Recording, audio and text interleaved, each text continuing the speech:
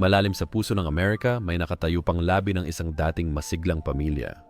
Isang pamilya na sa loob ng maraming henerasyon ay itinayo ang kanilang yaman sa mga umuunlad na industriya na humubog sa bansa.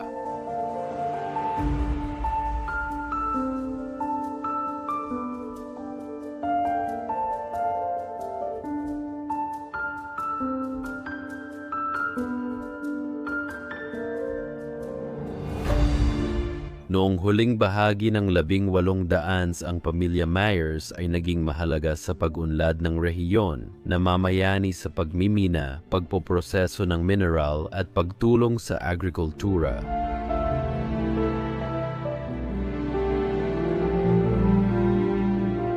Habang umuunlad ang lugar, mas yumaman at lumakas ang impluwensya ng mga Myers.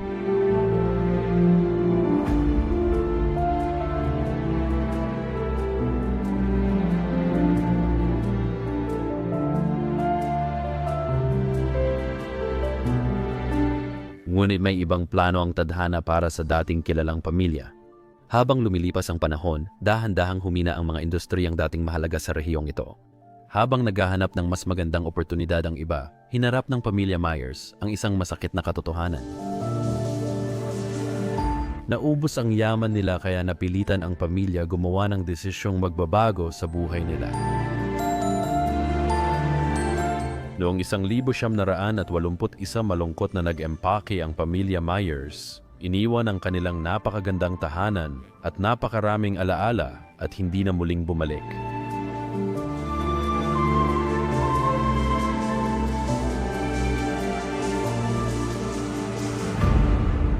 Sa kabila ng kasalukuyang pagkasira nito, nananatiling kahanga-hangang patunay ang mansyon ng kayamanan ng pamilya at ng kasaysayan ng lugar. Itinayo noong ika-19 na siglo, ito ay isang marangya at magarang tahanan na nagtatampok ng lahat ng luho na maaaring pangarapin ng sinuman.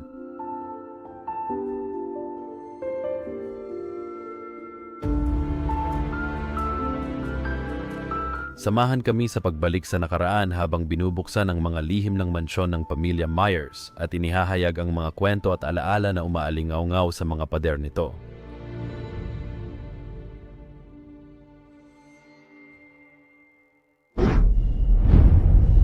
Maligayang pagbabalik sa Bros of Decay. Ako si Leslie at si Danny ay nasa likod ng kamera tulad ng dati. Hello. Maligayang pagbabalik, kaibigan ko. At magpapakita tayo ng isang kamanghamanghang episode ngayon dito sa Estados Unidos. Isa siguro ito sa pinakamahusay na nakita namin. Sa tingin mo, nasa tour lang kami. Oo. Isa ito sa pinakamahusay naming nakita. Siguradong sigurado. Tingnan mo to. Ano sa tingin mo ito? Sa tingin ko, ito ang driveway. Tama ka talaga. Iniwan ng pamilya ni Juan ang lugar na ito, 40 taon na ang nakalipas. Iniwan nila ito at hindi na bumalik dito. Sa loob ng 40 taon, muling inaangkin ng kalikasan ang lugar. At pakiramdam namin ay parang literal kaming nasa isang luntiang gubat o luntiang kagubatan ngayon. Sobrang nakakabaliw talaga. Pero maniwala ka sa akin, sa likod lang ng mga punong ito ay may isang napakagandang mansyon na nandoon pa lahat ng gamit sa loob. Nang bumagsak ang industriya dito, nagpasya si John na ilipat ang kanyang pamilya sa mas magandang lugar sa Estados Unidos. At literal nilang iniwan ang lahat ng gamit dito sa lugar na ito sa isang iglap. Sila ay mga taong may pera, sapat ang pera nila para gumastos. Pero hindi ko alam kung bakit nila iniwan lahat ng alaala nila sa loob ng kanilang abandonadong bahay. Oo nga pala, nandito na tayo. Nasa loob ako ng isang bahay. Oh, nakakita ko ang bubong. Oo. Hindi mo na makita ang bahay. Tama. At kapag nilapitan mo, iisipin mong wala lang yon. Pero pagpasok mo sa loob, mapapahanga ka talaga. Sige, Ang daming mga palumpong. papalampasin kita dito. Salamat. Ayan na. Wow. Hindi ba't napakaganda niyan? Lahat ng mga baging ivy at mga puno ay sinakop na ito. Natural din ang bahay, gawa sa kahoy, kasi nasa Estados Unidos tayo. Pero ang labas ay may pakiramdam at may uri ng arkitektura na parang isang kubo. Talagang bagay na bagay ito sa paligid, masasabi ko. Ito dito dati ay mga hagdan na papunta sa porch, pero oo, hindi mo na sila makikita ngayon. Mga baging na lang. Oh, sinakop na talaga ng intravenous ang lahat. At oo, Wow. Ito ang pinakamagandang porch na nakita namin. Oo nga, malaki talaga ito.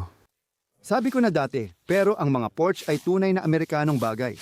Yung may mga upuan sa ibabaw at harap ng bahay, sa Europa, bihira naming makita yon. Karaniwan, ang mga gamit namin sa hardin ay nasa likod ng bahay, kung saan din kami madalas umupo. Pero ito ay talagang Amerikanong bagay. At kita mo, maganda ang ayos dito sa labas para mag-relax. Umupo tuwing tag-init at mag-enjoy. Gusto ko ang mga upuan at mga duyan na upuan. Oo, talagang kahanga-hanga sila. Pero pinaka-namangha ako sa duyan dito sa likod. Nakikita ko pa rin yung dalawang bata na nag-e-enjoy dito, sina Jack at Carl. Wow! At saka gusto ko rin talaga yung upuan sa likod mo dito, Danny. Hindi ba't napakaganda niyan? Oo nga. Parang antigong upuan, pero para sa labas. May ilaw switch pa sa likod. Oo. Malamang may chandelier o ilaw sila sa taas. Kailangan talagang maliwanagan ang porch sa labas. Grabe. Sobrang gusto ko talaga ito. Siguradong napakaganda ring tumira dito. Lubos kang napapalibutan ng kalikasan. Malayo sa lahat, napapaligiran ng gubat dito. May barbecue pa nga, naiwan pa rito sa labas. Wow. May mga natirang kalat pa mula sa mga ihawan, mula sa mga sesyon ng pag-iihaw na ginawa ni Juan noon. Nagluto siya ng karne para sa pamilya. Nag-enjoy sila dito sa labas sa porch. Siguradong napakasarap ng karanasan nila. Sige. At mula sa porch na ito, diretso tayo sa harapang pintuan ng bahay. Pindutin ang doorbell, ngunit matapos ang 40 taon, hindi na ito gumagana. Pero dito, meron tayong magandang pintuang kahoy na bumubukas papasok sa loob ng kanilang tahanan. At agad tayong sinalubong ng isang kamangha-manghang silid. Ito ang sala, ang lugar kung saan nagtitipon ang pamilya tuwing gabi at nag-i-enjoy sa presensya ng isa't isa. At talagang gustong-gusto ko ito. Tingnan natin ang mga sofa at lahat ng nasa loob nito. Magagandang antigong piraso. Maganda ang pagkaka-upholster gamit ang balat. May kaya sa buhay ang mga taong ito. May industriya sila. Nagmimina at pinoproseso ng mineral, kaya sila yumaman. Pero naniniwala rin kami na marangal silang pamilya, Danny, dahil Mukhang ganoon nga. mukhang ganun nga, oo. Nakikita natin na si John, ang apelido niya, John Myers, ang ikatlo. Siya ang ikatlo. Si John Myers ang ikatlo at kilala sa marangal niyang kilos, paraan ng pagsusulat at paggawa ng liham at selyo. Kaya naniniwala kami, pero di sigurado. Sinasabi namin ng malakas, hindi kami sigurado, pero naniniwala kami na siya ay marangal. Wow, sinubukan talaga nilang ayusin ito. Tingnan mo yung upuan na yan, kasabay ng isa pa. Gusto ko rin talaga. Ito, oh. Eksaktong sinasabi mo. Ito. Kamangha-mangha ito. Pero doon sa kanto, sira na, nagkakabagsak, nakakainteresado talaga. Makikita mo dito ang loob ng isa sa mga upuan o sopa na ito. Karaniwang luma at dayami lang ito. At pagkatapos, oo, ganun nila ginawa yon. Parang siguradong kaya mo itong ayusin. Pwede mo ulit ikabit. Walang problema. Magaganda ang ukit sa itaas. Wow! Habang lumilipas ang panahon, mapapansin mo rin sa sopa ang natuklap na pintura. 4 na dekada ng pagpapabaya ang dahilan, ang kisame. Pati na rin sa buong sahig. Literal na kahit saan. Makikita mong puro puti sa screen. Oo, makikita mo sa kisame kung saan galing yon. Oo. Napakabagal talaga ng proseso. Pero sa paglipas ng mga taon, unti-unting natatanggal ang pandikit sa likod ng pintura. Sa tingin mo ba wallpaper o pintura ito? Para sa akin, pintura ito. Oo, pintura ito. Sigurado ako. Oo, tama. Oo, nababasag yan. Oo, sigurado. Meron ding magandang brick na fireplace dito. Sobrang gustong-gusto ko ito. Kahit tanggalin ang fire screen, makikita mo pa rin ang lahat ng kahoy sa loob. Wow! Pati yung huling abo. Oo. Mula pa noong nandito pa sila. Sa tingin ko palaging ginagamit ito. Oo. Karaniwang silid ito kung saan sila nagtitipon, nagkakasiyahan, at siguradong masaya noon. Medyo kakaiba ang painting na ito sa silid, pero gusto ko ito. Masasabi ko, oh, gusto ko talaga ito. Sakto lang ang dating kapag hinawakan at may konting modernong estilo. At itong mga sopa, napakaganda rin nila. Oo, tama. Wow! May isang kakaibang bagay pa tungkol sa kwento ng bahay na ito na kailangan pa nating pag-usapan. So, nandyan si Sean. May asawa siyang si Mary. Pero nakakita rin kami ng ebidensya na may isa pa siyang asawa, si Jacqueline. At may nakita rin kaming ebidensya na dito siya nakatira sa lugar na ito. Makikita natin ito mamaya dahil may litrato siya rito. Kaya naniniwala kami na noon, dalawang asawa ni Sean ang nakatira dito. At iniisip ko yung dalawang pulang upuan na magkatabi silang dalawa na nakaupo sa tabi ng fireplace. Iniisip ko lang yon. Pasensya na sa naisip kong yon. Walang problema. At meron din tayong napakagandang kabinet dito. Muli, napakaganda ng disenyo. Ang ganda, ang ganda. Wow. Subukan natin kung okay pa ang mga drawer. Ang daming laman dito. O pati mga video home system tape mula noong nakatira pa sila rito. Oh, itong digital na pelikula na nirecord nila. Noong bata ako, maaga akong gumigising para i-record sa video home system player ang paborito kong palabas sa television. Oh, ang ganda pa rin ng kondisyon nito. Oh, Talagang kamangha-mangha. Oof. Maraming alikabok dito. 我那种张胸的daliri mo. Pagkatapos, may piraso tayo sa dulo ng kwarto na may maraming maliliit na artipakto. Interesante ito, Danny. M mula sa pamilya. O Myers. Myers. Wow. Isipin ko sanang ituro lahat ng pintura sa paligid nito. Kahit saan. and anasay at kahit saan. Lubos na napapalibutan ng pintura. Wow! Anong ganda ng gawa. Pero ngayon, Danny, oras na para sa isa sa mga paborito kong kwarto sa buong bahay. Ito yung paborito kong kwarto. Paborito ko rin ang kwarto na to. Di ka maniniwala sa makikita mo. Tara, pasok tayo. Maligayang pagdating sa lounge area ng bahay. Ito ang sentro ng mansyon na ito. Tatanungin kita, Danny. Umikot ka. Ipakita mo ang kwartong ito. Sa bawat pader, may isa sa mga babae ng bahay na ipinapakita at inilalarawan. Wow! Sobrang gusto ko talaga ito. Isa pang bagay, sa itaas mo, may parang skylight. Pero sa tingin namin, mas parang ventilasyon ito sa loob ng bahay. Napakagandang dagdag ito sa bahay na ito. Isa itong magandang piraso ng arkitektura, pero mas gusto ko sanang makita ang itaas nito bilang skylight. Pero sa kasamaang palad, hindi ganoon sa pagkakataong ito. Oo, sobrang dilim sa kwartong ito dahil walang bintana. Kaya nilagyan namin ng maraming ilaw para makita. Makikita mo ang ilaw. May isang tao sa bahay na ito. Naniniwala kaming si Carol iyon, ang anak na babae. Tama? Siya ay malikhain at mahilig siya sa pagguhit, pagpipinta at lahat ng iyon. At naniniwala kami na siya ang gumawa ng bawat larawan sa loob ng bahay na ito. Mamaya ipapaliwanag namin kung bakit ko iniisip iyon. Isa ito sa mga asawa niya at tingin ko si Mary o Jacqueline ito. At sa ibaba nito, meron tayong literal na libo-libong balahibo ng paboreal sa loob ng florerang ito. Ang ganda talaga niyan. Gustong gusto ko sila dito sa kwarto. Oo. Medyo nasisira na sila pero maganda pa rin. At itong muka sa ibaba nito, maganda rin. Katabi nito ay isang karaniwang upuan na ilang beses ko nang ipinakita sa channel. Ilalagay ko ang link sa itaas.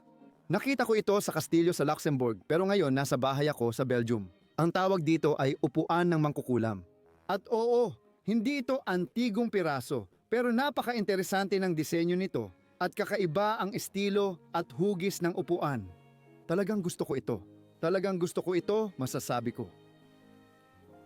Maganda ang orasan sa pader. Isang bakal na orasan. At hindi ako sigurado kung sino ang babaeng ito na nakasabit dito sa pader. Sa palagay ko, hindi siya anak niyang babae. Katabi niya rito ang nag-iisa niyang anak na babae. Hindi rin ito isa sa mga asawa niya dahil masyado pang bata. Hindi ako sigurado dito. Sa ibaba, bumabagay ang pulang upholstered na upuan sa mga pader ng lugar na ito. At ang mga ukit dito ay talaga namang kahanga-hanga. Tingnan mo yan, para itong dalawang ibon na naghahalikan sa ere. Wow! Gusto ko ang mga unan. Pero sa totoo lang, yung sofa, lulubog ka talaga dito. Ang ganda niya.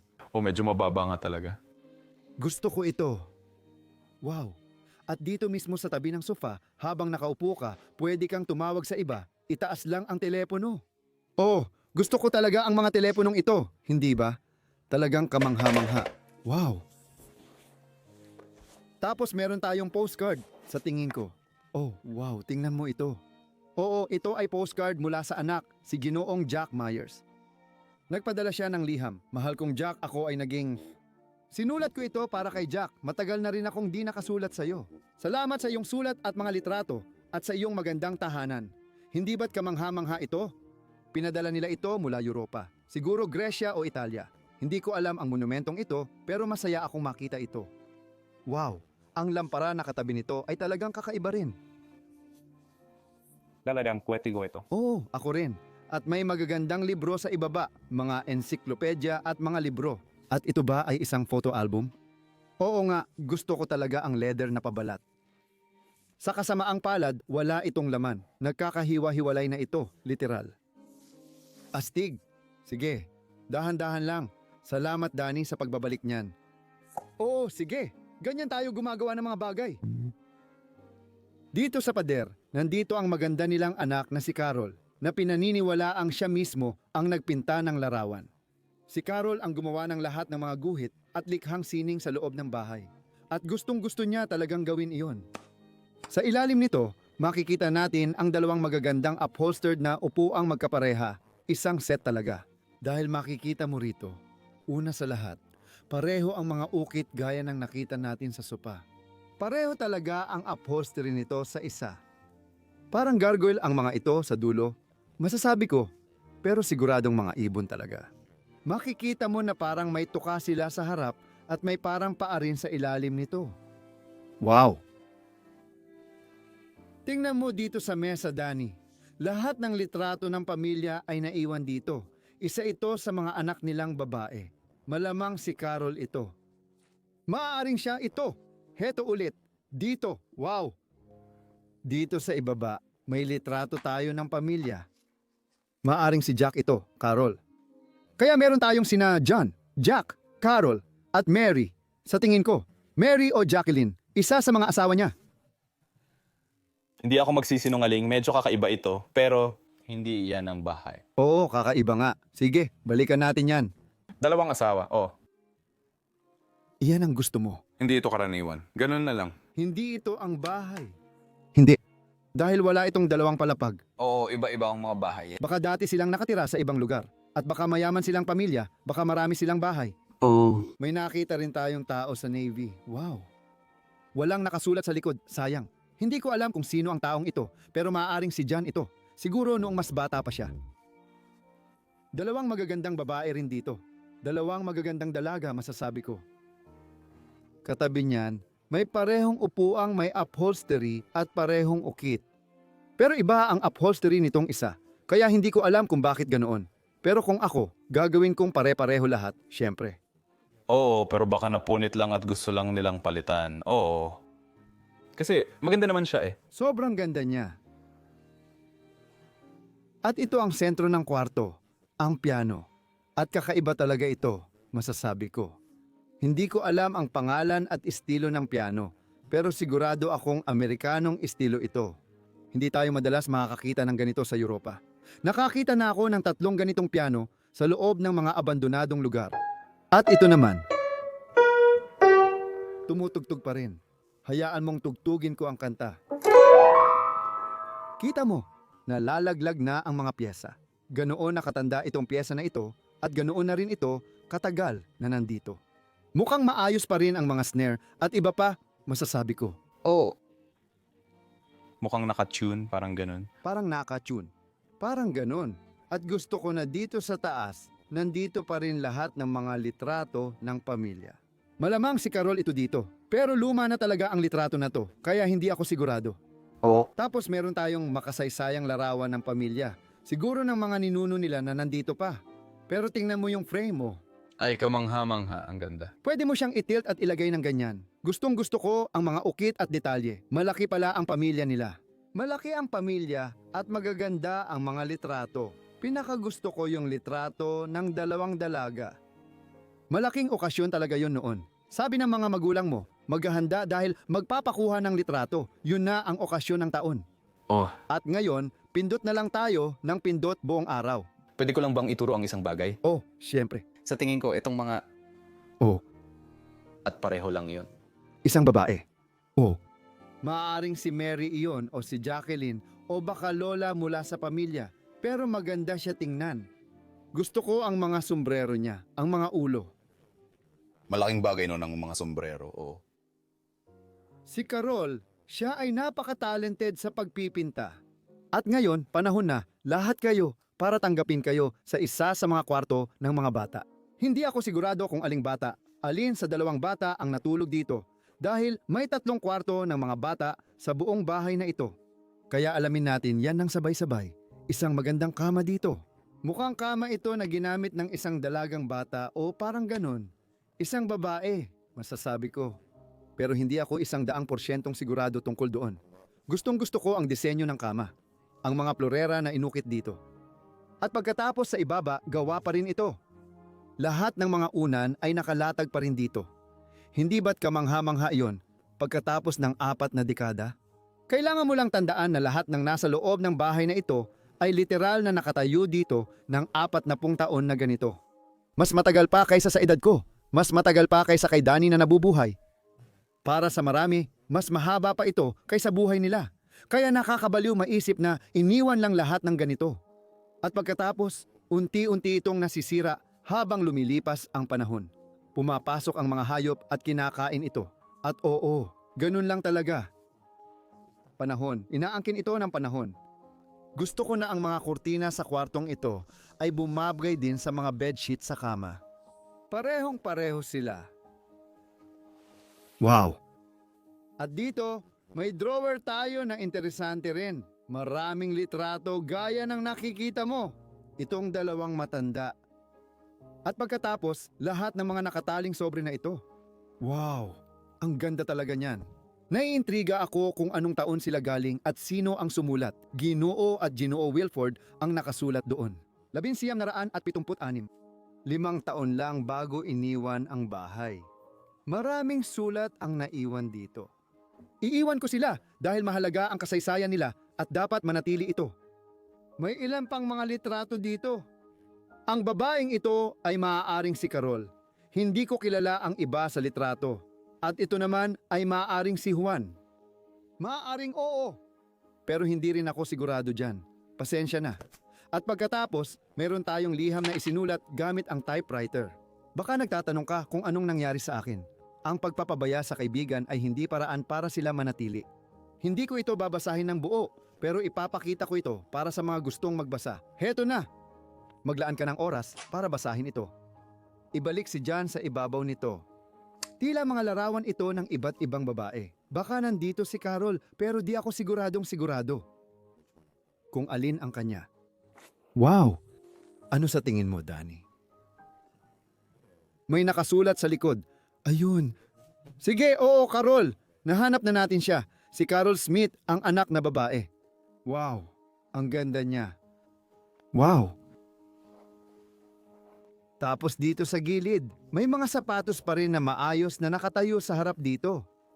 At pagkatapos ang sofa nakatabi lang nito. Hindi ba't kamangha-mangha iyon? May ilang mga libro dito. At sa itaas nito, may larawan tayo. Gandang dalaga, baka si Carol nung bata pa siya. At meron sila, oh, sorry, bago tayo magpatuloy dyan, ipapakita ko muna sa'yo itong drawer at vanity na combo. Muli, may mga magagandang bagay dyan. Wow! Ang daming litrato sa loob ng kwartong ito. Mukhang litrato ito ng buong klase kung saan siya nag-aral, pero hindi rin ako sigurado. Siguro nagpalitan sila ng mga litrato noong panahon na yon. Ang ganda naman yan. At bawat litrato na nakikita natin dito sa loob ay may pangalan ng tao na nakasulat dito. Marilyn. Wow! Lahat ng mga taong dati niyang sinasamahan. Pamilya, hapunan ngayon. Diyos ko, nakita mo na. 2 pulis ito at parang, oh, hindi ko na sasabihin. Nagkakantutan sila. Sabihin ko na lang ng direkta. Grabe, sige. Pasensya na sa ipinakita ko. Uy, tingnan mo yan. Nag-e-enjoy sila sa bakasyon. Ang saya talaga. Parang kwarto ito ng mga lalaki base sa nakita natin. Pero di ako sigurado. Hindi ko alam. Ako rin, hindi ko rin alam. Hindi mo magagawa. Kahit na may sombrero at lahat ng gamit na nakasabit pa dito, naisip ko, baka kwarto ito ng lalaki. Hindi ko alam. Hindi mo talaga masasabi. Gusto ko lang silipin sandali ang mga damit. Ito na ang nagpapakita, di ba? Oo. Lahat ng ito ay panlalaking damit. Oo. Kaya malamang kwarto ito ng isang lalaki. Mag-ingat ka. Sobra, ang daming pinto. Oo, mula sa isang pinto papunta sa susunod na pinto doon. At ito ang karaniwang banyo na naghahati sa 2 kwarto. Ang 2 kwarto ng mga bata. Sabay nila itong ginamit. Magandang bathtub dito, may inidoro. Napakasimple pero elegante. Gustong-gusto ko ang kortina sa itaas niyan. Oo. Kulay rosas na kortina. At pagkatapos, lahat ng mga panlinis at lahat ng mga gamit sa pag-aayos ay naiwan pa rin dito sa loob. Wow! May maliit na mesa para hugasan. Anong meron tayo dito? Iyan ay sipilyo. Isang sipilyo. Sa munting nilalang na tila alamat. Isa itong takip. Ayos. Pagkatapos, pumasok kami sa susunod na kwarto. Ako at si Danny ay tumingin at naniwalang ito ang kwarto ni Jack. Inaanyayahan kayong pumasok. Grabe ang mga pintuang ito. Inaanyayahan ko kayong pumasok sa kwarto ni Jack. Mayroon siyang napakasimpleng kwarto. Mas simple pa kaysa sa mga nakita ninyo kanina. Pero kahit ganon, napaka-elegante pa rin. Ulit, napakaliit ng kama rito. Sa tingin ko, rugby ang bola na ito. Tama ba? Oo. Amerikanong football. Amerikanong football. Sa Europa, tinatawag namin itong rugby. Baka rugby o football ang nilaro ni Jack. Bumalik siya nung high school o kolehiyo.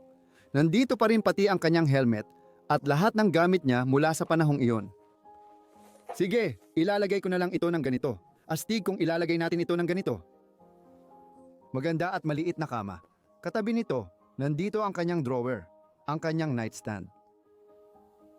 Medyo interesado ako dito sa banda rito. Ang bato, Lamar Holt F1 nakasulat dito. Magandang bato. Baka kinolekta niya ang mga yon. Ito ba ay isang duyan ng upuan? Oo. Wow, may kutsyon na duyan ng upuan. At sa tingin ko, iyon ay pana at palaso. Oo.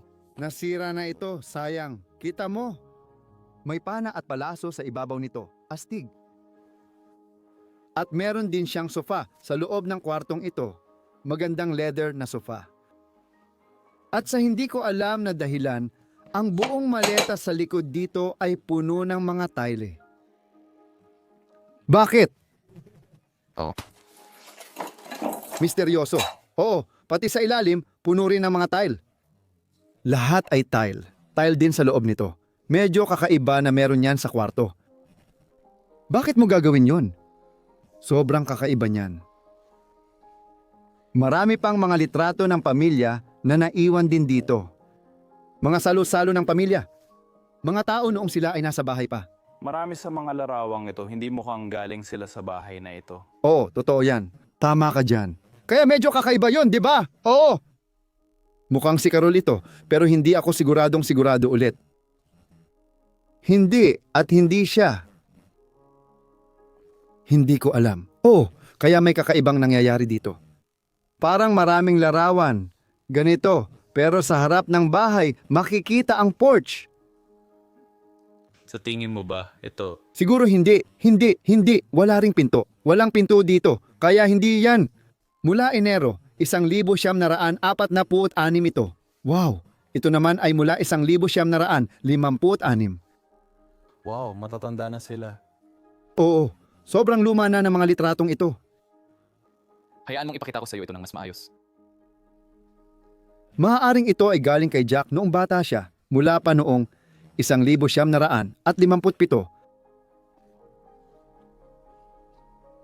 Ang galing nito, talagang kamangha-mangha.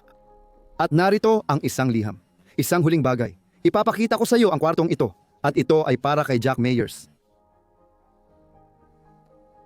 Sige, oras na para ipakita ko sa iyo ang 2 pang kwarto at sa totoo lang, 10 beses silang mas maganda kaysa dito. Oh, walang duda.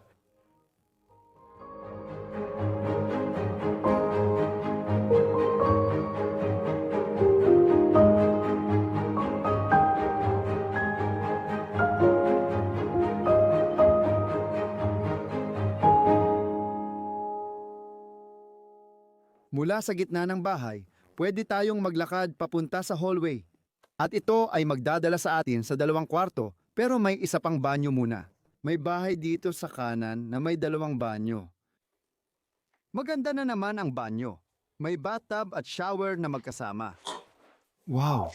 Nandyan pa rin pati ang mga tuwalya ni na Mary at John na nakasabit. Tingnan mo ang larawan sa itaas. Kidlat. Hindi. Maganda. May salamin pa.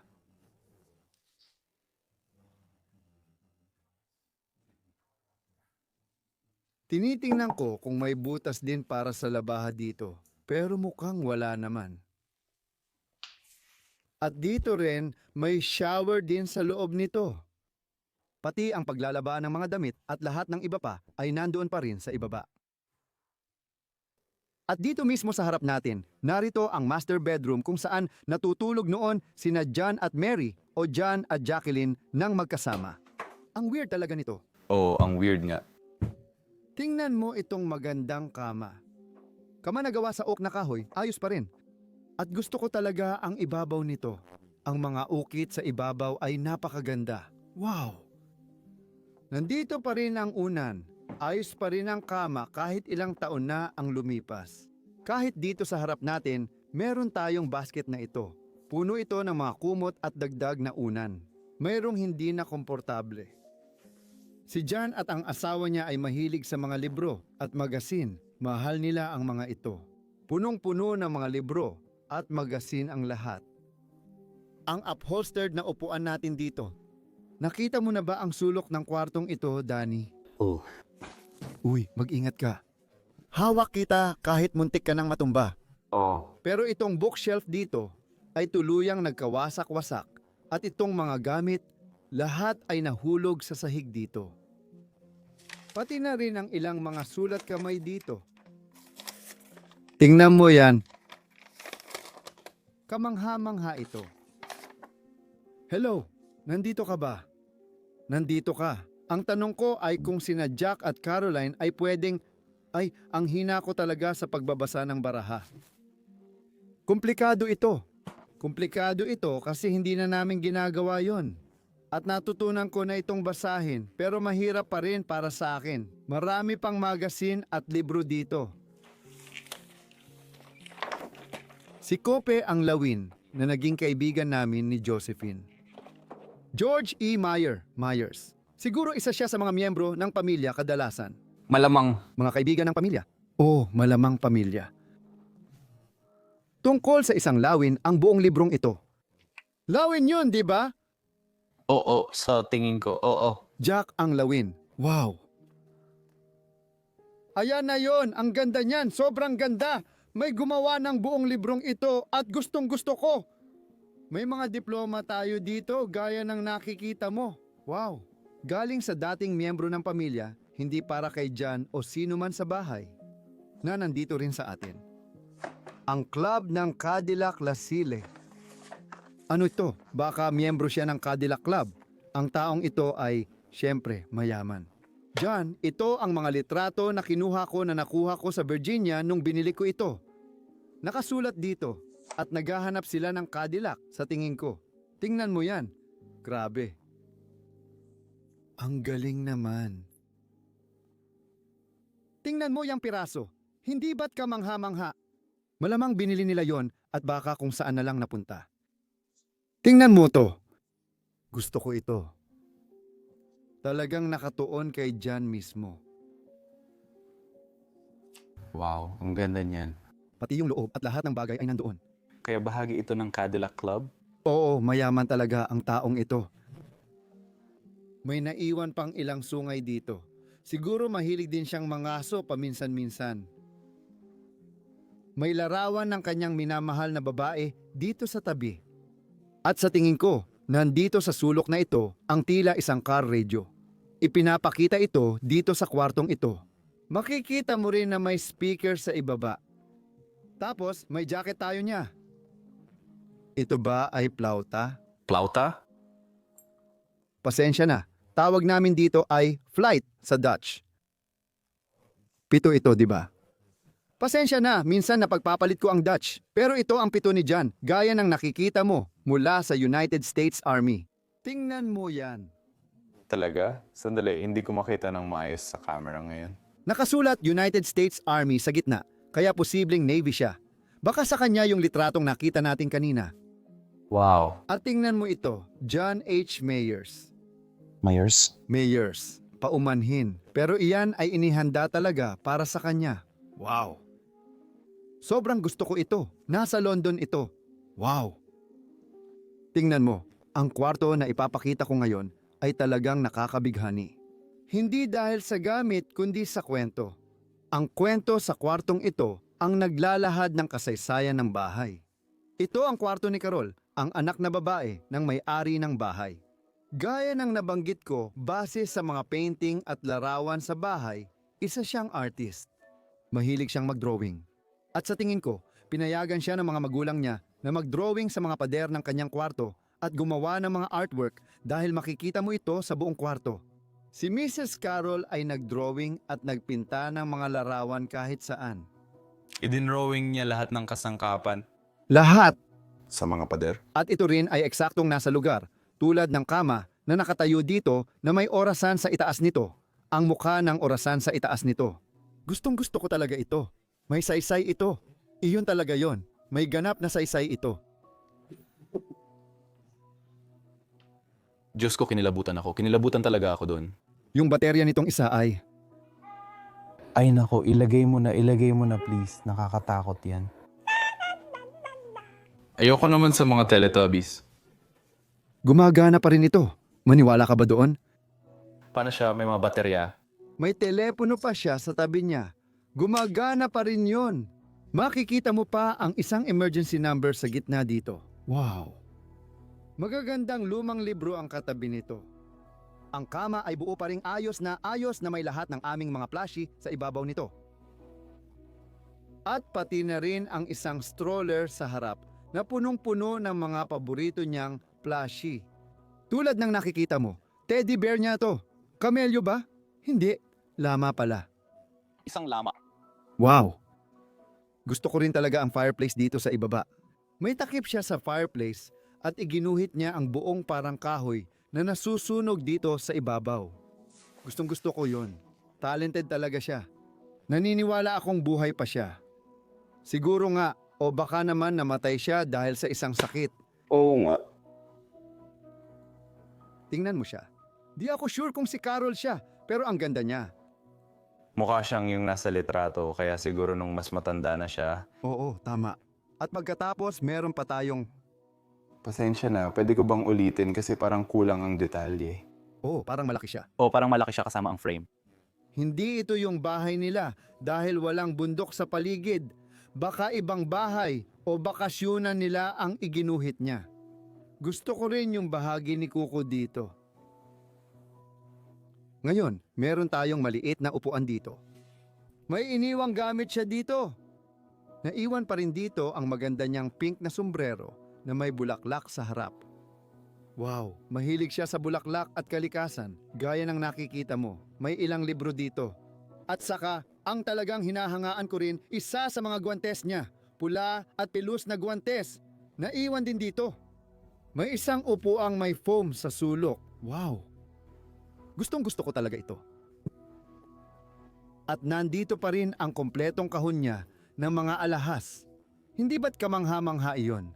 Nasa ayos pa rin ang sipit ng damit at mga gamit.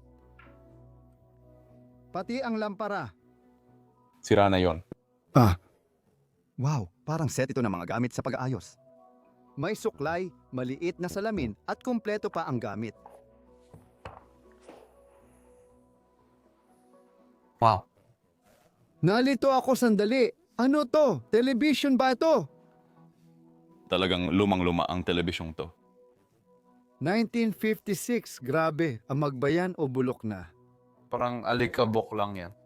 Wow! Dapat itim ang likod niyan. Kaya hindi ko agad nakilala. Pero ito nga ay isang telebisyon. Talagang parang Amerika noong dekada 50 o 60, Philco. Hindi ko pa narinig ang kumpanyang yon. Akala ko Philips, pero Philco pala. Ang retro talaga dito. Gusto ko to. Malamang napakabihira at napaka-espesyal nito.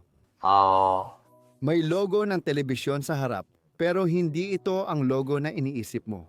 Malamang pangalan yun. Ang ganda ng lugar. At dito naman sa kanto, Sorry, ngayon ko lang nakita ang ibon. Kulungan. kulungan ng ibon doon sa likod. Grabe. Ang ganda. At may kahon pa.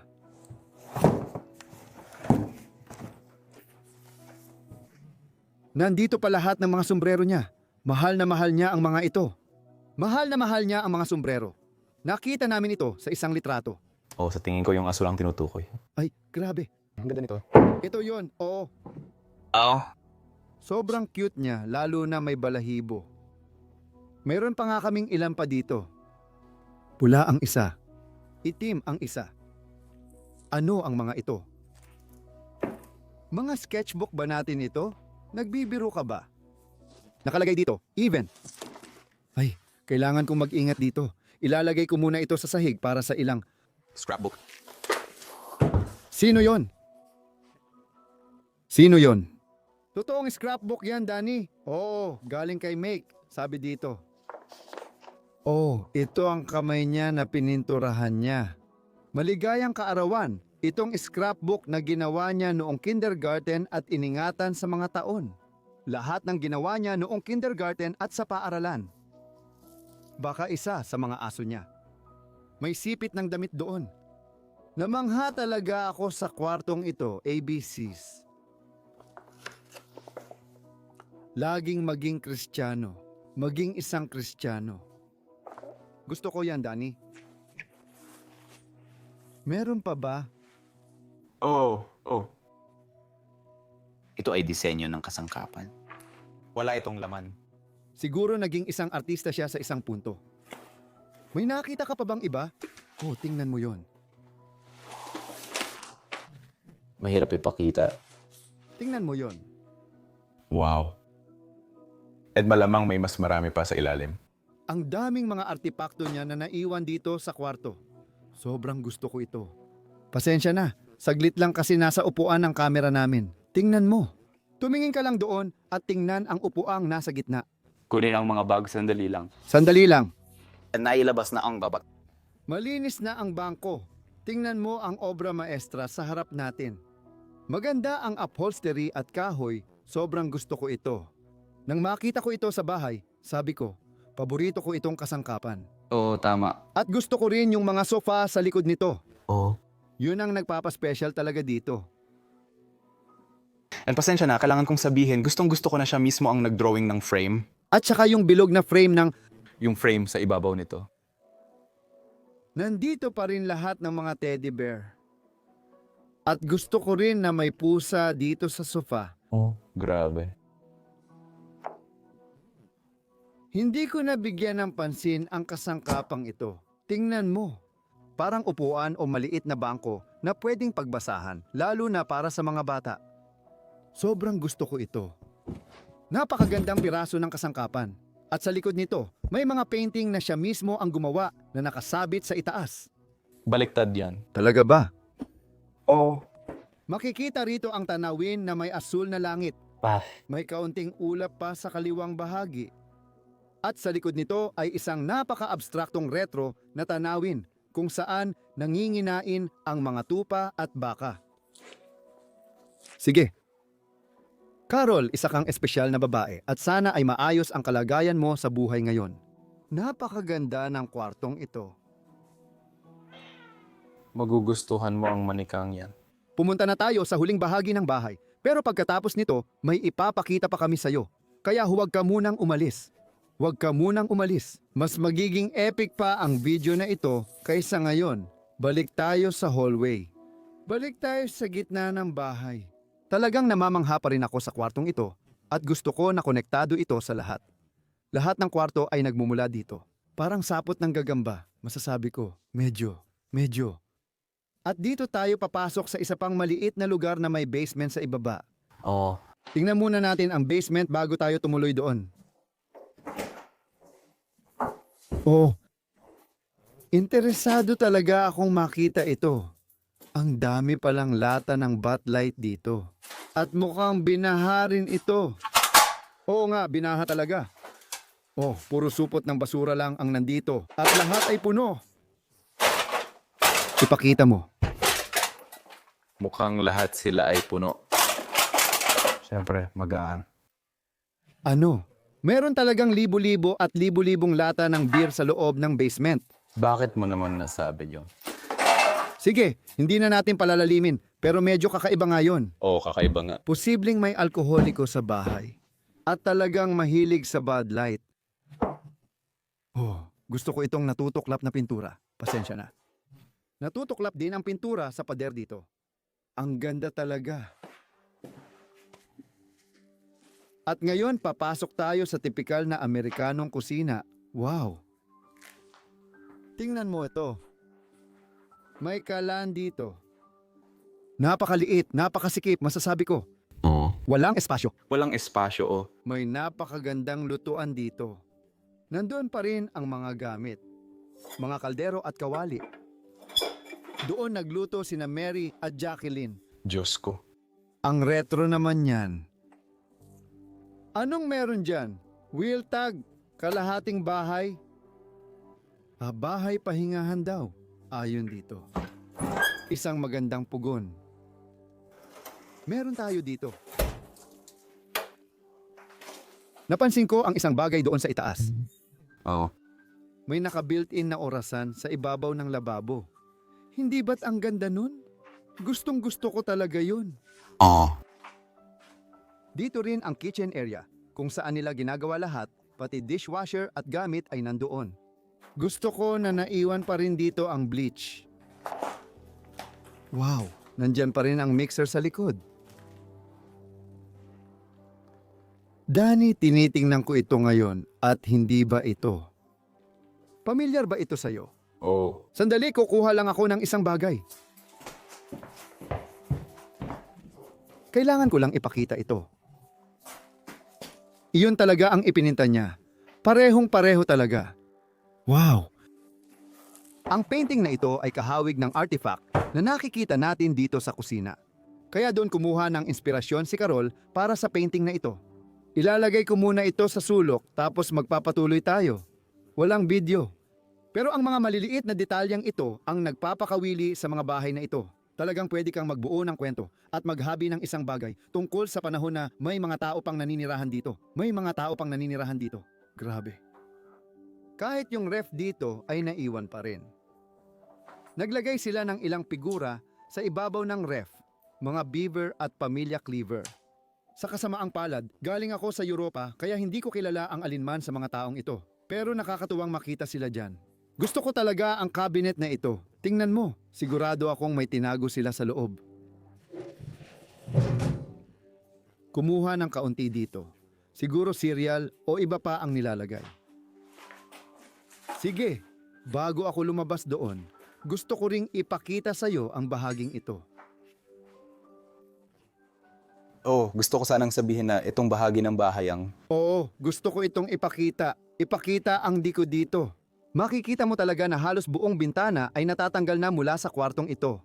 Pagkatapos ng 40 taon ng pagkakabayaan, wala nang halaga ang bahay na ito.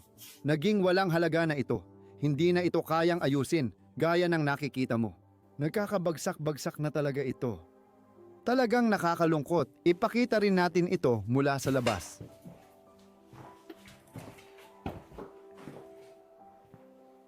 Dito, may mag-asawa tayo. Ito ang kanilang parang labahan at patuyuan. Pati na rin ang kulungan ng aso sa kanto.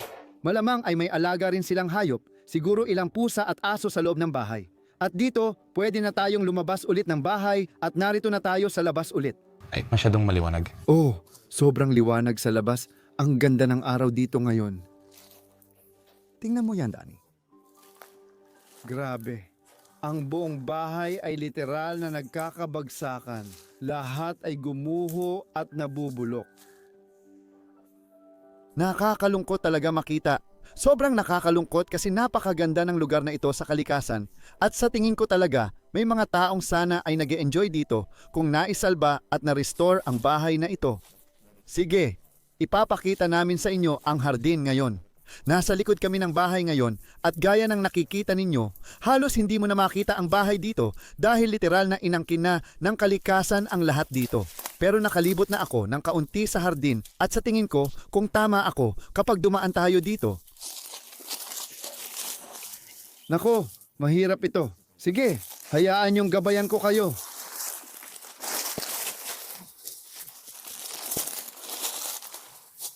Madalas ko ring tanungin kung paano namin natuklasan ang mga lugar na ganito.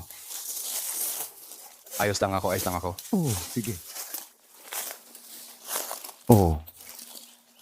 Narito tayo ngayon sa napakaluntiang pool area na sa paglipas ng panahon ay muling naging lawa para sa mga hayop na naninirahan sa gubat na ito. Wow! Gusto ko na puno pa rin ito, na andyan pa rin ang lahat. Hindi ba't napakaganda?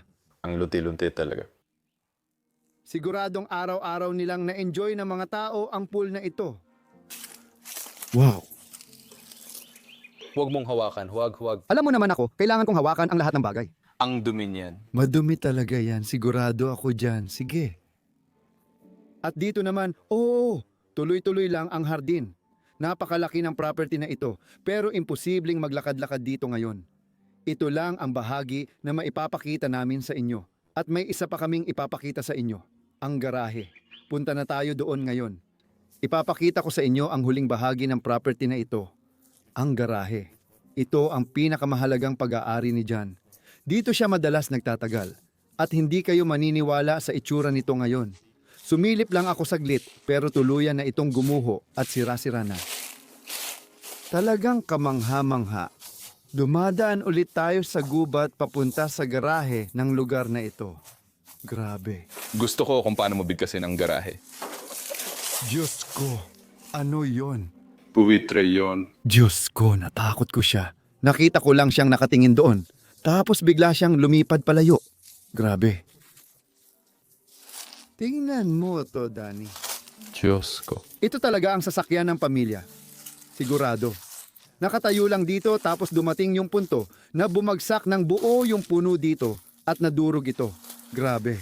Gusto kong ipakita mula sa taas. Tingnan ko kung makakaakyat ako sa stream track. Tingnan mo to mula sa taas. Hindi ba't parang dystopian talaga ang itsura? Buong puno talaga ang bumagsak dito. Grabe. Ang ganda pa naman ng sasakyan ng pamilya nila dito. Sa tingin ko, Buick 8 ito. Pero hindi ako sigurado. Tingnan natin kung makakalapit ako dito.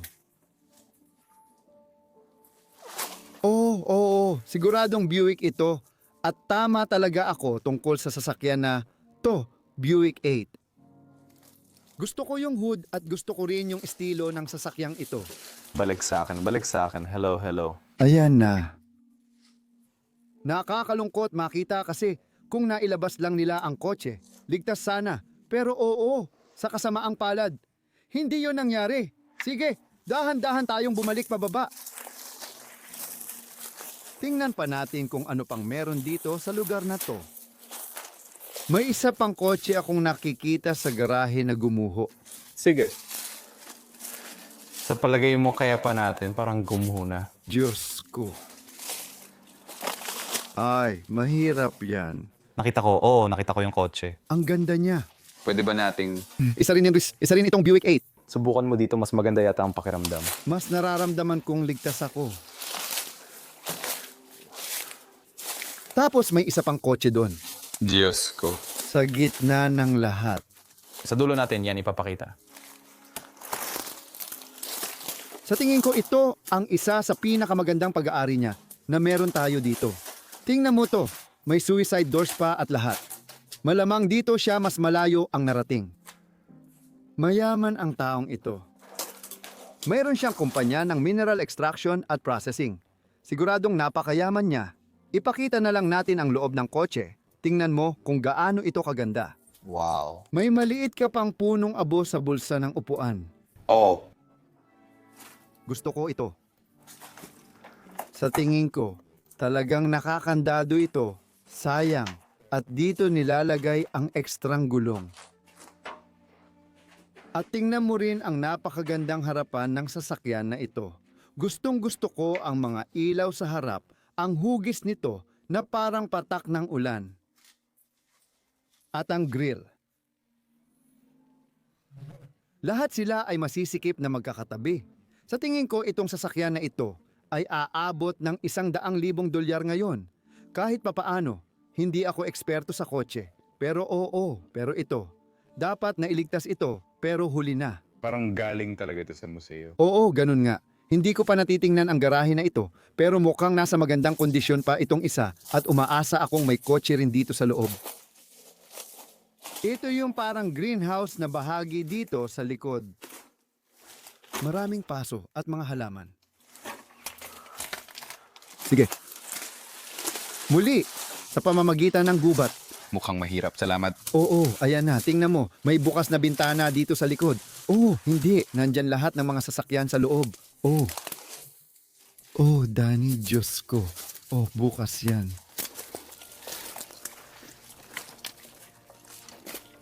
Are ang mga tinik na May nare-realize ako, Danny.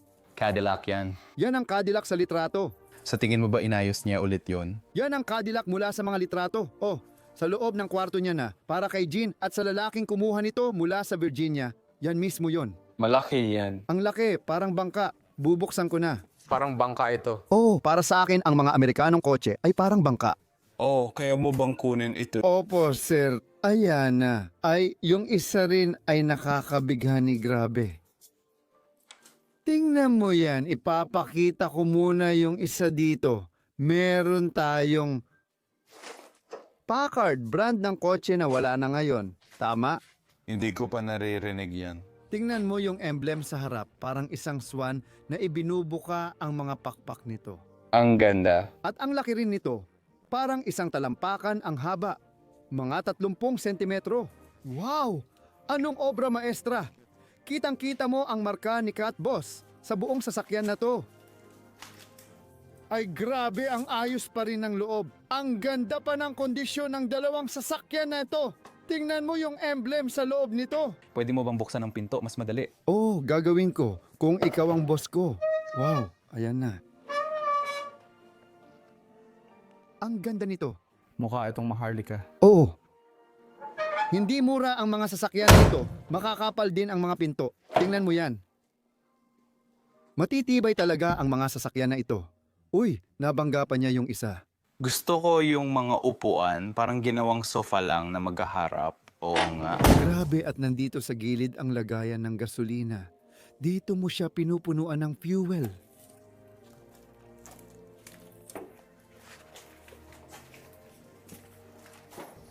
Agosto. Huling na-restore ito noong Agosto. Nakakatuwang tingnan ang emblem sa ibabaw. Parang royal crest ng pamilya. Oo, ganyan talaga ang itsura. Sige, ngayon punta tayo sa Cadillac. Ito ang pinaka-pinagmamalaki niyang pag-aari.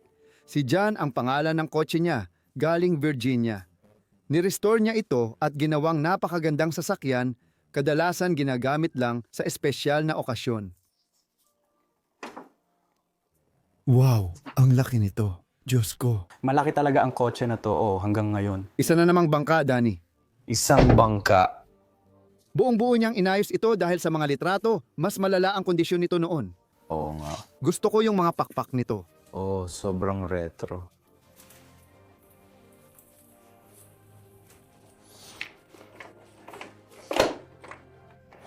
Pwede mong isama ang pamilya sa biyahe gamit ang sasakyan na ito. Kumukupas na ang ganda nito, pero may pag-asa pang maisalba ang dalawang sasakyan. Ng isang tao. Ligtas sila dito. Sobrang ligtas sila dito. Wow! Ipapakita ko sa iyo ang harap nito. Wala akong masabi, pare. Wala talaga akong masabi.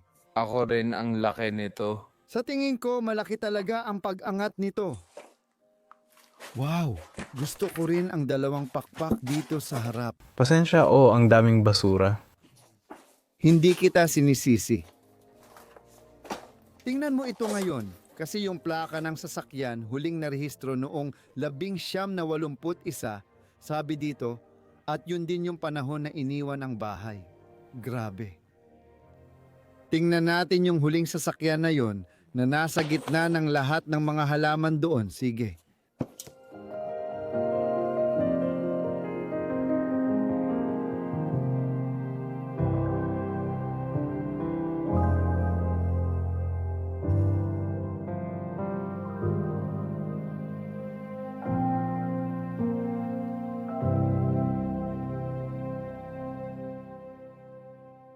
Nakahanap kami ng paraan makalapit sa sasakyan.